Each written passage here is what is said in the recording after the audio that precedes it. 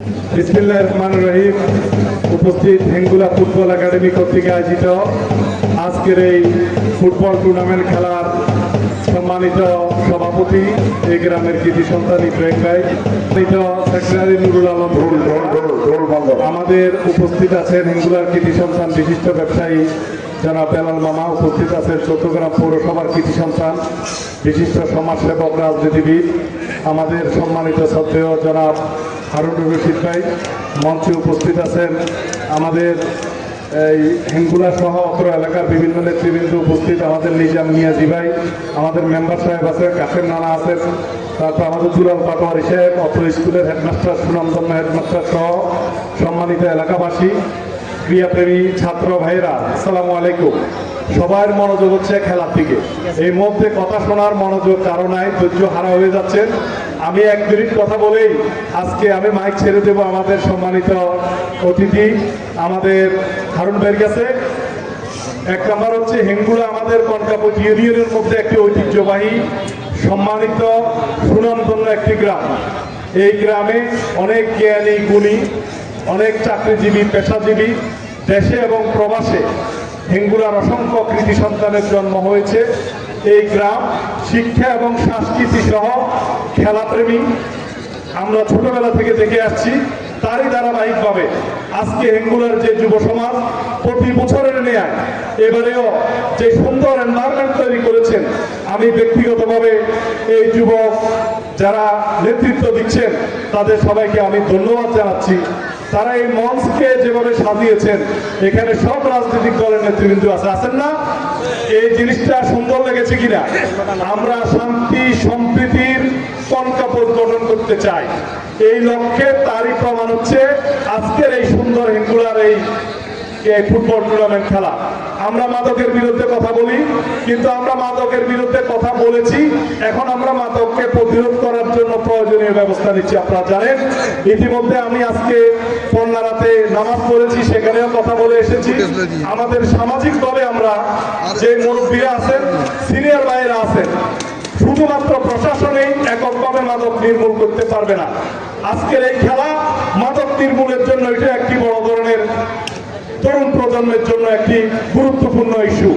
আমি মনে করি আমাদের সমাজের ভিতরে যারা মুরব্বীরা আছেন, এই ক্লাস সিটিজেন যারা আছেন, যারা শিক্ষিত সমাজ আছেন, গ্রামের যারা পেশাজীবী মানুষ আছেন, কর্মজীবী মানুষ আছেন, তারা তাদের সন্তানেরা সুন্দর করে কোথায় যায়, কার সাথে আড্ডা দেয়, এই বিষয়ে আপনাদেরকে তদারকি করার জন্য আমি আহ্বান জানাবো।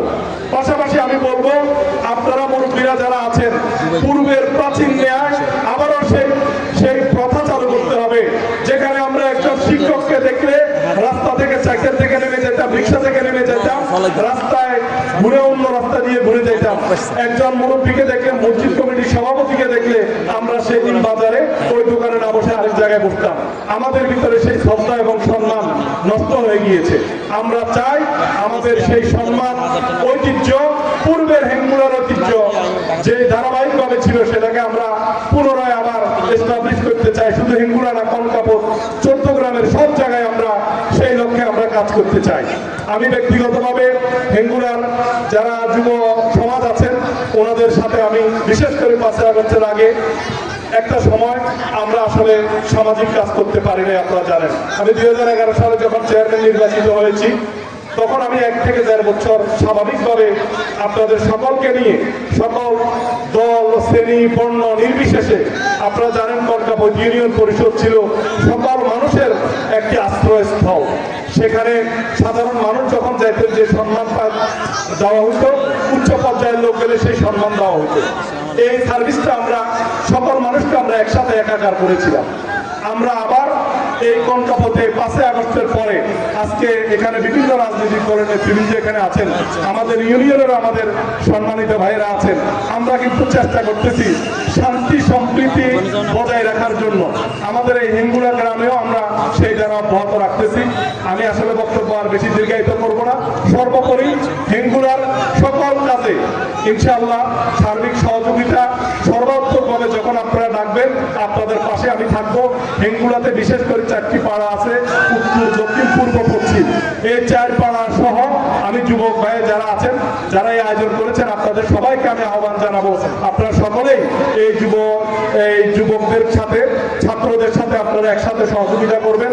আপনাদের সকল ভালো কাজে আমি সবসময় অংশগ্রহণ করব এই প্রত্যাশা রাখতেছি, আপনাদের কাছে কমিটমেন্ট রাখতেছি। পরিশেষে আপনাদের সকলকে যারা মেহমানরা এসেছেন ধন্যবাদ জানাচ্ছি। ইউনু মহোদয় আসার কথা ছিলেন, বিশেষ সরকারি কাজের কারণে উনি আজকে আসতে পারেন নাই, তবে উনি কমিটমেন্ট করেছেন আপনাদের এই খেলা যে কোনো একদিন উনি ফুল টাইম এসে বসে দেখবেন।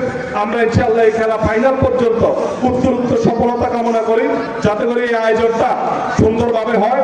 পৌরসভার নেতৃবৃন্দ সেখানে এসেছেন। ফাইনাল খেলায় গতবারেও আমরা পৌরসভার একজন সম্মানিত মেহমানকে আমরা এনেছি। ইনশাআল্লাহ এবারেও আমি কমিটিকে বলবো প্রত্যেকটি ম্যাচে চট্টগ্রামের বিভিন্ন গুরুত্বপূর্ণ ব্যক্তিদেরকে, সম্মানিত ব্যক্তিদেরকে, ব্যবসায়ী লোকদেরকে আপনারা আমন্ত্রণ জানাবেন। আমরা এই কণ্ঠাপথ থেকে আমরা এই ক্রীড়াঙ্গনটা চট্টগ্রামের সব জায়গায় যারা ছড়িয়ে পড়ে এই আশাবাদ ব্যক্ত করে সবাইকে ধন্যবাদ জানিয়ে বিদায় নিচ্ছি। আসসালামু আলাইকুম।